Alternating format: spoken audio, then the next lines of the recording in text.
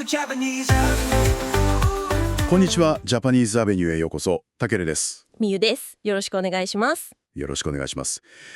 さて最近ニュースとかネットとかで日本人女性と結婚したい韓国人男性が日本で婚活するケースがすごく増えてるって話よく聞きませんか？聞きますね。ヤホーニュースのトップになったり、なんか関連の YouTube 動画もすごくたくさん出てて、話題になってます。今日はですねこの動きについてその背景にある韓国の結婚事情とか、はい。あと逆に日本人女性は彼らをどう見てるのかとか、日韓双方の反応なんかもちょっと掘り下げていきたいなと思ってます。なぜわざわざ日本で相手を探すのかですね。そこには経済的な理由だけじゃなくて文化的なイメージとか価値観の違いみたいなものも見えてきそうです。最後まで聞いていただくと今の日本と韓国の社会が透けて見えるようで面白いかもしれません。では早速見ていきましょうか。まずこの急増ぶりですけど、これ本当にすごいみたいですね。そうなんですよ。ある結婚相談所にはですね、韓国の男性からなんと8000件もの問い合わせがあったっていう話です。8000件？ええ。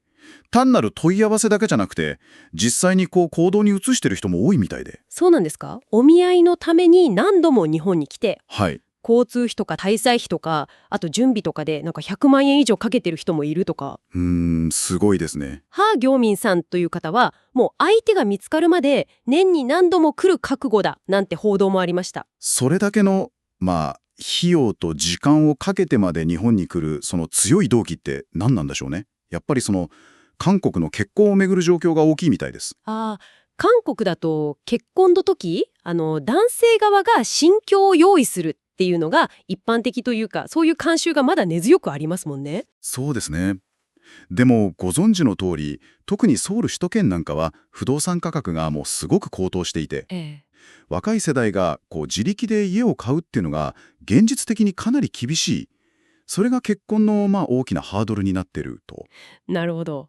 ある結婚相談所の代表の方が YouTube で語ってましたけど、婚約まで行ってもその家の準備ができなくて破談になるみたいなケースも少なくないそうです。へえ。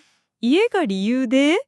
そこでじゃあ日本ではそこまで男性側に経済的なプレッシャーがないんじゃないかっていう、そういう期待感があるわけですか？そういう面は大きいようです。家は一緒に頑張って準備すればいいって考えてくれる日本人女性が多いんじゃないかっていう、なんかそういうイメージですね。賃貸でのスタートでも受け入れられやすいっていう点も魅力に感じてるみたいです。なるほど。ではその迎え入れる側の日本人女性は韓国人男性に対してどんな印象を持ってるんでしょうか？やっぱり韓流ドラマとか K-POP の影響っていうのは無視できないみたいですね。やっぱり。ええ。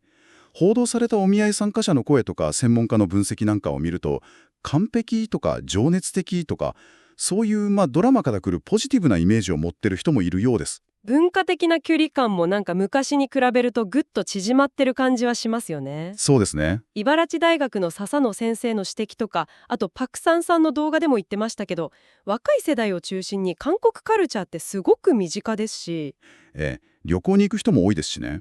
特に若い女性に人気で。そうした経験から文化への理解が深まって、国際結婚への心理的な抵抗感みたいなものが薄れてるっていう背景もあるんでしょうね。ただこの現象に対する見方っていうのは特に日本国内では賛否両論あるみたいですね。そうなんですよ。ヤフーニュースのコメント欄とか見ると結構手厳しい意見も目立ちますね。例えば、結局経済的に楽だから日本人を選んでるだけじゃないのとか、付き合ってる時は優しくても結婚したら亭主関白になるんじゃないかみたいな、ちょっと前の時代のイメージを引きずってるような意見も見られます。なるほど。昭和のイメージみたいな。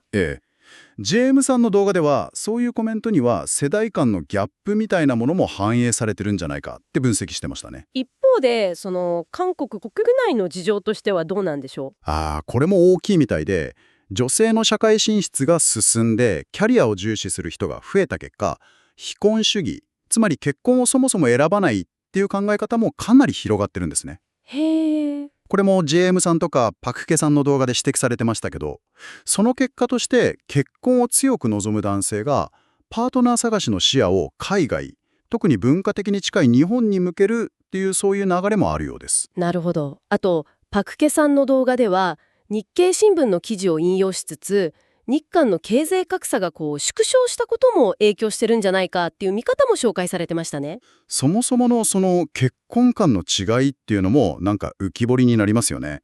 韓国ではやっぱり家を筆頭に結婚にまつわる経済的な側面がすごく重視される傾向がまだ強いと。ええ。それに対して日本ではもちろん経済力も大事ですけど、それ以上に精神的な相性とか価値観の一致を重視する傾向が強まってるかもしれませんね。結婚式なんかも派手に行うよりは小規模にしたり、あるいは式自体をしないなし婚を選ぶカップルも増えてますし。そういう日本の状況が、韓国の男性から見ると、家がなくても結婚できるかもとか、貯金とか年収をあんまり細かく問われないかもっていう一種の希望みたいに映るのかもしれないですね。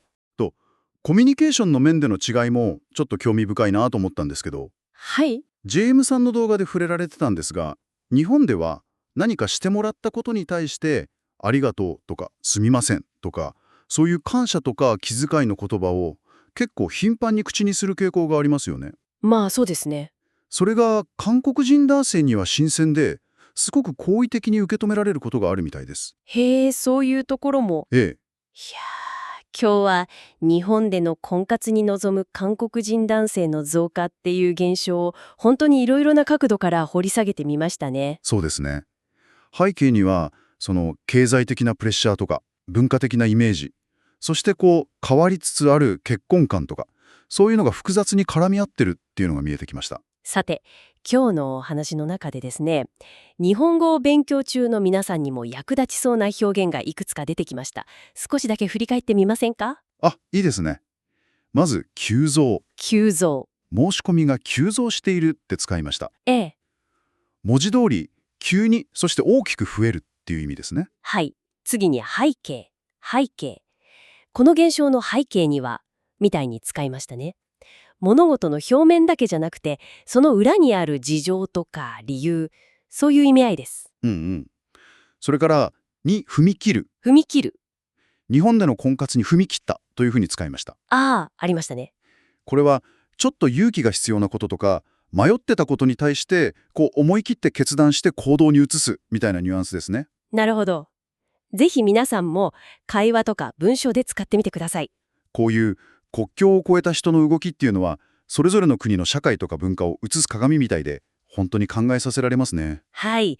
今日のジャパニーズアベニュー楽しんでいただけましたでしょうか？さて、もし今日のこの話が面白いなとか、役に立ったなと感じていただけたら、ぜひチャンネル登録、それから高評価、そして通知設定もどうぞよろしくお願いします。お願いします。それではまた次回の配信でお会いしましょう。はい。また次回お会いしましょう。さようなら。さようなら。Welcome to Japanese.